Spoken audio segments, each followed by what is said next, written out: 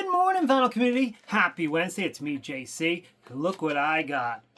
Danzig 1, Danzig 2, Danzig 3, Danzig 4. Official represses from Universal Music and Deaf American. I guess it's just American now. So used to the old days. American Records, or American Records Universal official reissues. We're going to crack these open, tell you how they sound, and tell you what I think. Alright guys, so I just opened up these Danzig albums and listened to them and did a little shout out with an OG press of Danzig 4. So first let me talk about my history with Danzig. Discovered the Misfits in 1986 when a kid in the courtyard of my school didn't like the cassette and he gave it to me and I instantly fell in love, and I've been a huge Misfits, Samhain, and Danzig fan from that day, and it's never stopped.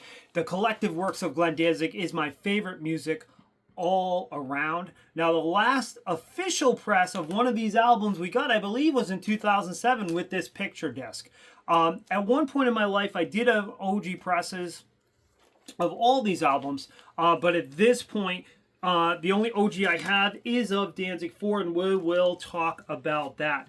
So first off, I love that they reproduced the hype sticker. So the original hype sticker did not have the 1988 album, of course, featuring the songs Mother and Twist of Cain. It just said Danzig, but the reason why I had that hype sticker was because the album didn't say Danzig. Unlike the bootlegs where it says Danzig down there, for the most part, it was just the hype sticker. And they also reproduced the inner sleeve. Now, I will tell you that there is no mastering information, and I did not see anyone's initials in the run-out groove. So, unfortunately, it's not like we're getting like a Bernie Grundman, mastered album or something along that lines. But all indications are, and by the copyrights, that these are, like we said, official presses. We just don't know if they're artist approved. But Devilman at the Seventh House, which is the Danzig's fan site, actually the first website I ever went to, because when someone showed me the internet, I said, type in Danzig, and the first website ever was the Seventh House. He did check with Glenn, and he showed it on his Instagram, so we know at least that he would not have posted it if Glenn did not approve. So, second album, Lucifuge, also with a reproduction on the hype. It was slightly different, but the same red font on the original hype. This hype says, feature Killer Wolf and Her Black Wings. Also has a reproduction of the original insert with the lyrics. So very, very cool. All of these are on black wax. And Danzig 1, Danzig 3, and Danzig 4 are gatefolds like the original. Danzig 3 also reproduced the original hype sticker. Once again, just said Danzig 3, How the Gods Kill, because the album cover didn't. No insert on polyline sleeves. And Danzig 4 with a very similar hype sticker, as you can see, except it now includes the songs Can't Speak, Going Down to Die, and I Don't Mind the Pain.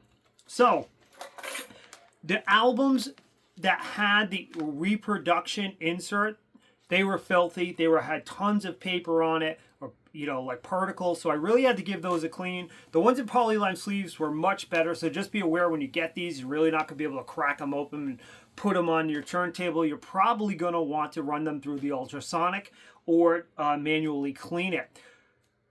The good, man, they sound fantastic. So Danzig 1, I was nervous. I was looking at the UV meters, like, oh my God, please don't tell me this is some compressed MP3 file, kind of like the bootlegs are. No, full dynamic range. That needle was going up and down. I was like, oh, this sounds incredible. So much, much better than the picture disc and much better than any unofficial press. I no longer have the OG press to compare it to, but excited for it to have something that sounds this good, I should say. Danzig 2, I do have an OG press of this. Listening to this and Danzig 2, it sounds very comparable. This is like a 40-minute album. This is a 50-minute album. So towards the end of the album, you get a little bit more compression with Danzig 2 other than Danzig 1. But compared to the OG, still sounds great. Now Danzig 3, this is also a 50-minute album, so similar. I don't have an OG to compare it to, but sounds incredible. Much better than the bootleg. Now, Danzig 4, I love this album. I know some people, it doesn't rank high for them, but I freaking love it. Now, I do have an OG press still, and here's what I'll tell you. Is with Danzig 4, whether you're talking the OG or you're talking the repress, you do get a lot of compression. Because it's like a 60 minutes, like an album, an hour-long album, that I feel like both copies are similar, but you're gonna get a lot of compression. You don't get the full dynamic range like you do on Danzig 1. I really hope that they do a 2 LP version of this. Like, I will buy it again if they do it. You know, they could even do a 2 LP of Danzig 3. That would be cool because that's, you know, at 50 minutes, and that would be amazing. But Danzig 4 definitely clocking in at 60 minutes. But in terms of the sound quality, I don't hear much of a difference compared to the OG. Just like Danzig 2. Like, I feel like these represses sound incredible. Hopefully you guys think the same. I mean, I absolutely love these albums. They're 4 of my favorite albums of all time, and I love the represses. They get my highest recommendation. I know Danzig 1 is already sold out, but you could still pick up 2, 3, and 4. I would say go grab it. I think that they're going to be a while before you see them in stores, so this might be your only chance to grab them, at least for the next few months, okay? Secret. I bought another set for my son for Christmas. So Christmas is going to be very Danzig for him. All right, guys. Tell me what you think of the represses down below. I'll join you soon with another video.